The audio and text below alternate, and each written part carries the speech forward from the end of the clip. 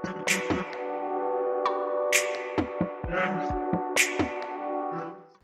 Student, आज हम इस वीडियो में बीकॉम सेम 4 ऑडिटिंग की पेपर स्टाइल समझेंगे और कौन से इंपॉर्टेंट क्वेश्चन है वो भी मैं बताने वाला हूँ। देखो, सबसे पहले हम पेपर स्टाइल समझें। देखो, पेपर ऑडिटिंग की बात कर रहे हैं, ठीक है। क्वेश्चन 1 जो है वो यूनिट 1 में से आएगा और यूनिट 1 में से 14 मार्क का मीन्स आएगा। उसमें मोस्ट ऑफ किस तरह आने का चांसेस है, 7 मार्क के 2 क्वेश्चन और में 7 मार्क के 2 क्वेश्चन, चांसेस ये ज़्यादा है। पर ऐसा भी हो सकता है 14 मार्क का एक क्वेश्चन हो और में 7 मार्क के हो, ठीक है। सभी क्वेश्चन में ऐसे ही होगा।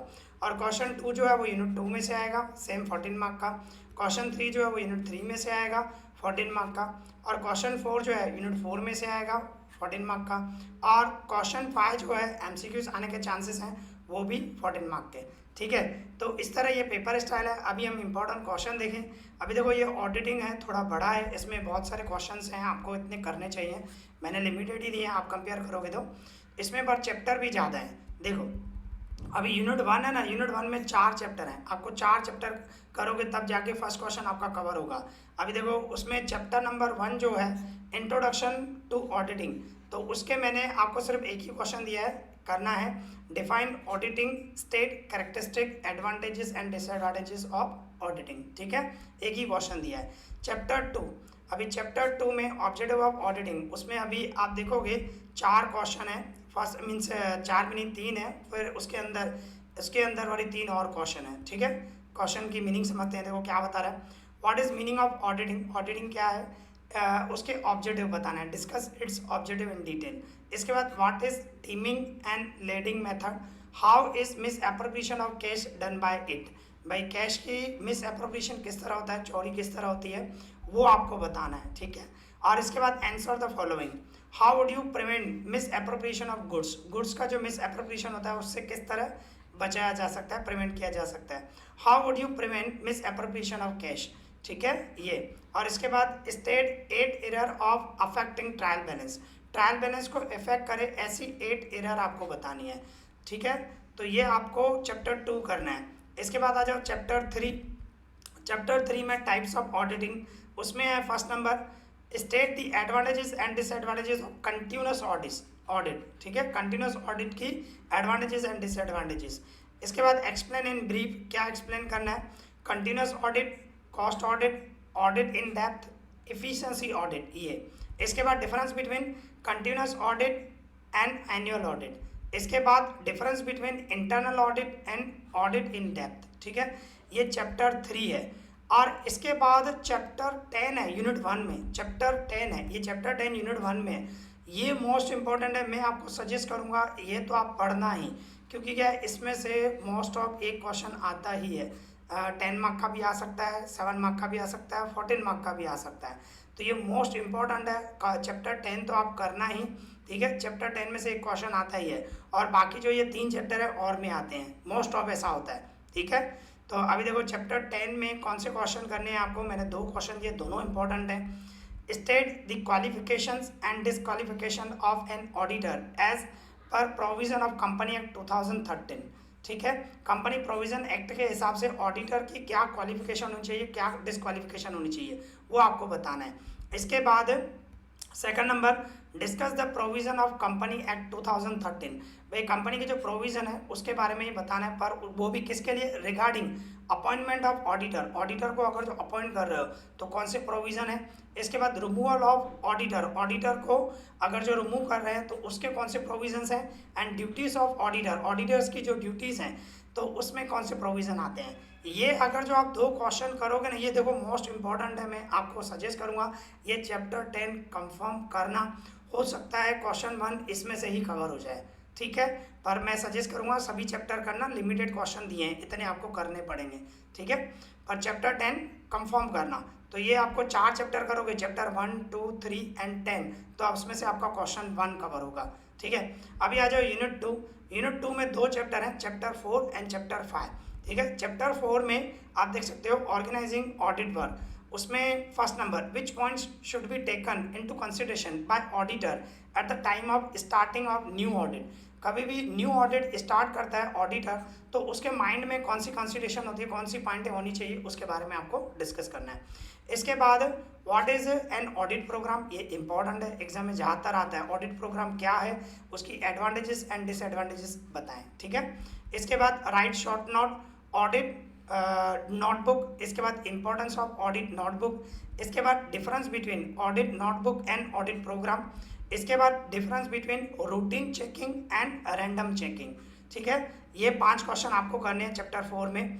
इसके बाद चैप्टर 5 में मैंने 4 क्वेश्चन दिए, वो 4 क्वेश्चन आप करोगे तो मीन्स चैप्टर 4 और 5 करोगे तो क्वेश्चन 2 कवर हो जाएगा, ठीक है। उसमें chapter 5 internal check, internal control and internal audit, तो उसमें first number define internal check, what are objectives of internal check, internal check के कौन से ऑब्जेक्टिव हैं, discuss the advantages and disadvantages of internal check, internal check के advantages and disadvantages बतानी है। इसके बाद write the characteristic of internal check, internal check की कैरेक्टरिस्टिक लिखनी है। इसके बाद difference between internal check and internal audit, इसके बाद difference between internal audit and स्टेटरी audit. तो ये आपको चैप्टर 4 में 5 क्वेश्चन करने हैं एंड चैप्टर 5 में 4 क्वेश्चन करने हैं। इस तरह करोगे, ये क्वेश्चन आप करोगे तो क्वेश्चन 2 आपका कवर हो जाएगा 14 मार्क का, ठीक है, ये 2 चैप्टर करने से। इसके बाद आ जाओ यूनिट 3। यूनिट 3 में भी 2 चैप्टर हैं, चैप्टर 6 वाउचिंग, ठीक है। उसमें देखो कौन से क्वेश्चन है, उसमें 3 क्वेश्चन दिए हैं। Explain the meaning of vouching, what points will you consider while vouching, vouching करते समय कौन सी पॉइंट आपको कंसीडर करनी है।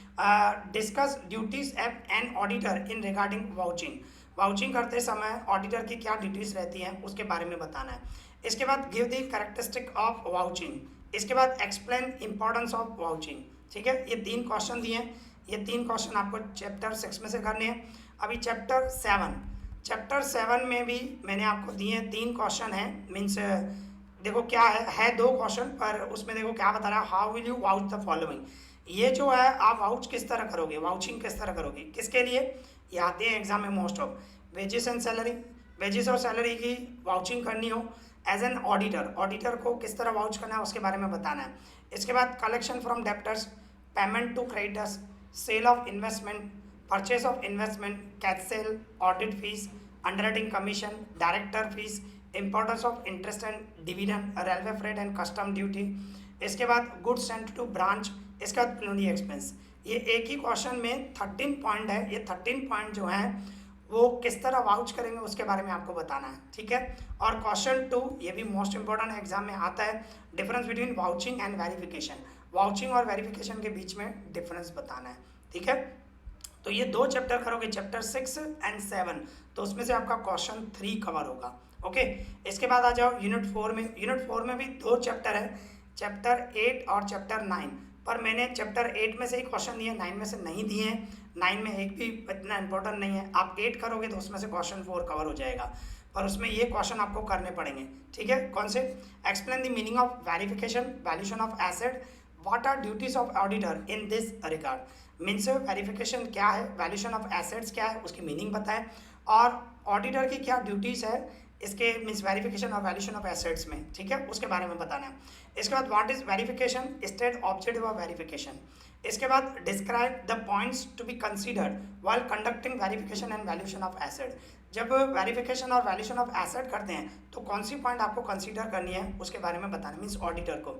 इसके बाद what is mean by contingent liability, contingent liability क्या है उसके 3 एग्जाम्पल दें, give 3 example of contingent liability. इसके बाद right 4 examples of intangible asset, intangible assets के 4 एग्जाम्पल दें और फिक्टिशियस एसेट के भी 4 एग्जाम्पल दें।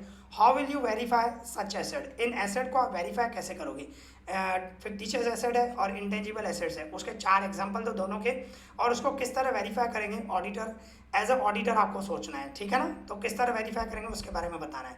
इसके बाद difference between verification and valuation, मैंने ऊपर भी बताया था, यहाँ पे आपने देखा, ये भी मैंने ऊपर भी है, इस चैप्टर में भी है, इस चैप्टर में भी है, तो ये इंपॉर्टेंट है, आपको करना है, मोस्ट ऑफ आता है, ठीक है। और इसके बाद how will you verify the following, अभी आप वेरीफाई किस तरह करोगे as an auditor, goodwill verify करना तो किस तरह करोगे, लीज और property, bill receivable, plant and machinery, investment and secured loan, इसको वेरीफाई करना हो तो किस तरह करोगे इजी। तो ये चैप्टर 8 करोगे ना, उसमें चैप्टर 9 में मैंने कुछ भी नहीं दिया है, चैप्टर 9 है पर उसमें मैंने कुछ भी क्वेश्चन नहीं दिए। तो आपको ये चैप्टर 8 करना है, ठीक है। चैप्टर 8 करोगे तो आपका क्वेश्चन नंबर 4 कवर हो जाएगा। ओके, तो इस तरह ये इंपॉर्टेंट बतानी थी और पेपर स्टाइल बतानी थी। आई होप आपको ये वीडियो पसंद आया होगा, तो प्लीज़ लाइक करें, शेयर करें एंड सब्सक्राइब करें। इस वीडियो में इतना ही। Thank you.